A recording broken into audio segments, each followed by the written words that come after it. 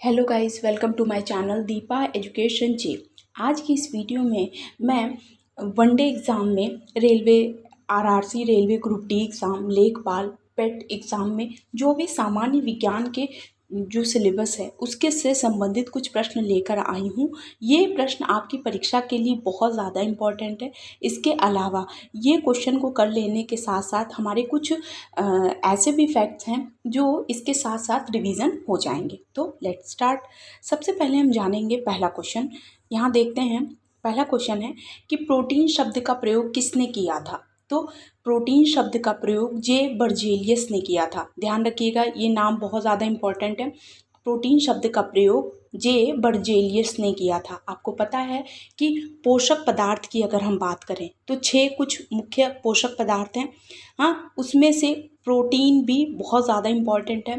Protein, vitamin, carbohydrate, वसा, ये सारी चीज़ें हमारे शरीर के लिए पोषक पदार्थ और रक्षात्मक पदार्थ के रूप में कार्य करती हैं। यानी हर पोषक पदार्थ का अपना एक महत्वपूर्ण कार्य होता है। तो जे बर्जीलियस ने प्रोटीन शब्द का प्रयोग किया था। ठीक, अब दूसरा क्वेश्चन है कि प्रोटीन में क्या पाया जाता है। तो प्रोटीन में पाया जाता है नाइट्रोजन। ध्यान रखिएगा, प्रोटीन में क्या पाया जाता है, तो प्रोटीन में नाइट्रोजन पाया जाता है। आगे क्वेश्चन है, अवटु ग्रंथि को और किस नाम से जानते हैं। देखिए ये क्वेश्चन है, अवटु ग्रंथि को, देखिए थायराइड ग्रंथि को अवटु ग्रंथि के नाम से जानते हैं। देखिए अब क्वेश्चन जो है आपसे सीधा सीधा नहीं पूछ सकता है कि थायराइड ग्रंथि बताइए, बल्कि हो सकता है आपसे पूछ ले कि अवटु ग्रंथि बताइए। तो अवटु ग्रंथि को और किस नाम से जानते हैं, तो अवटु ग्रंथि को थायराइड ग्रंथि के नाम से जानते हैं और ये हमारे गले में अवस्थित होती हैं। ध्यान रखिएगा। अब इससे जो हार्मोन्स निकलता है, उस थायराइड से थायरॉक्सिन हार्मोन निकलता है।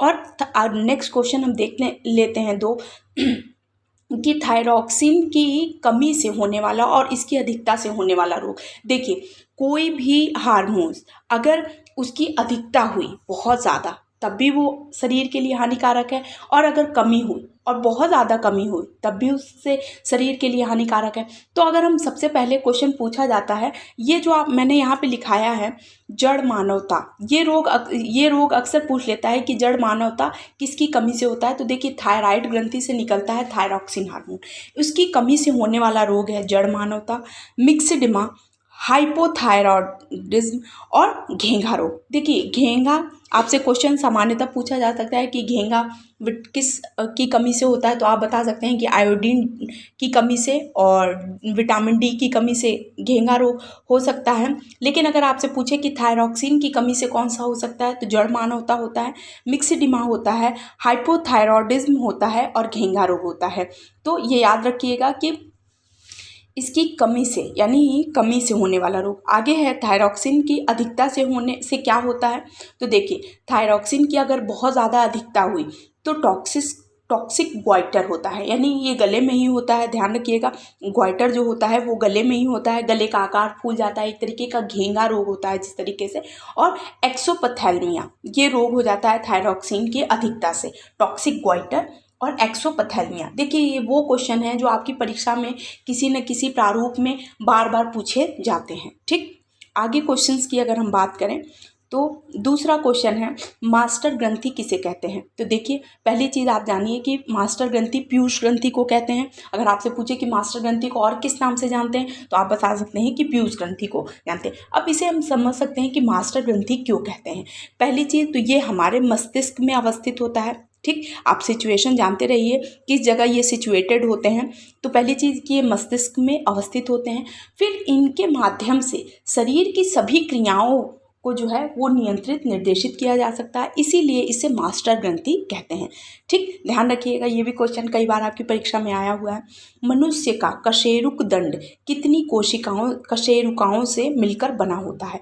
तो देखिए मनुष्य का जो कशेरुक दंड है वो 33 कशेरुकाओं से मिलकर बना होता है, ये भी आपको पता होना चाहिए। 33 कशेरुकाओं से मिलकर मनुष्य का कशेरुक दंड बना होता है। ठीक, आगे है क्वेश्चन, मनुष्य के मस्तिष्क के कितने भाग होते हैं। देखिए जो अभी आरआरसी की परीक्षा हो रही है उस आरआरसी की परीक्षा में मस्तिष्क के कितने भाग हैं, ये क्वेश्चन अब बहुत ज़्यादा इंपॉर्टेंट हो गया है।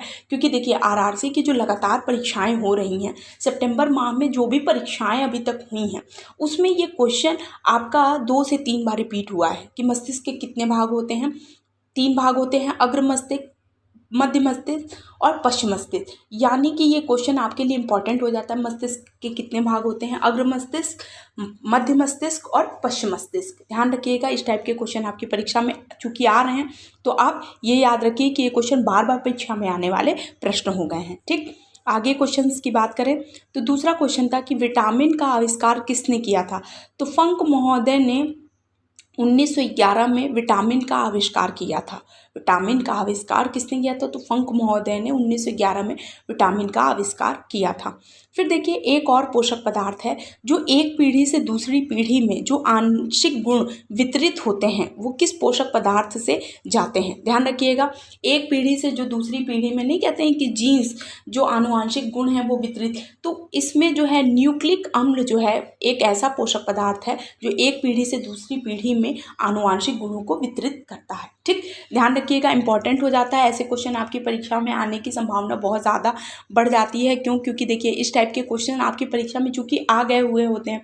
फिर प्रीवियस आप कोई भी पेपर उठा के देखिए, चाहे वो टेट का देखिए, सुपर टेट का देखिए, एसएससी का कोई पेपर देखिए, या 12th लेवल का कोई पेपर देखिए, या 10th लेवल का ग्रुप डी का कोई भी पेपर देखिए।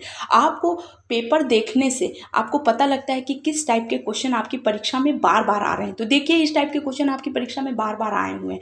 और स्पेशली अगर हम बात करें आरआरसी रेलवे ग्रुप डी की, रेलवे ग्रुप डी में ऐसी परीक्षाओं में ऐसे क्वेश्चंस का आना बिल्कुल तय होता है। तो ध्यान रखिएगा।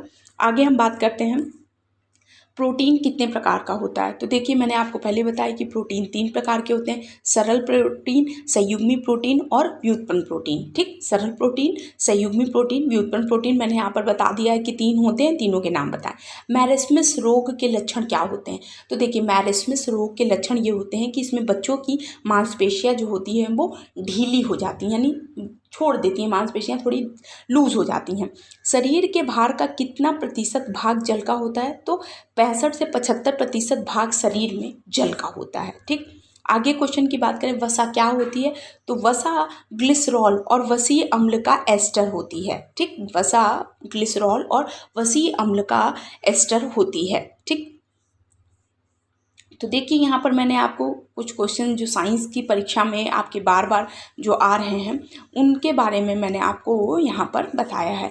तो आई होप आपको ये क्वेश्चन के माध्यम से आपको समझ में आया होगा कि किस टाइप के क्वेश्चन आपकी परीक्षा में आ रहे हैं।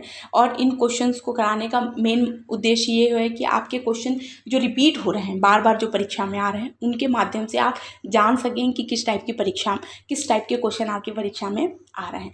तो आई होप जो भी व्यूअर्स इस चैनल पर नए हैं प्लीज़ मेरे चैनल को लाइक कीजिए, सब्सक्राइब कीजिए, शेयर कीजिए, बेल आइकन को प्रेस कीजिए ताकि आने वाली नोटिफिकेशन आपको मिल सके। Thank you.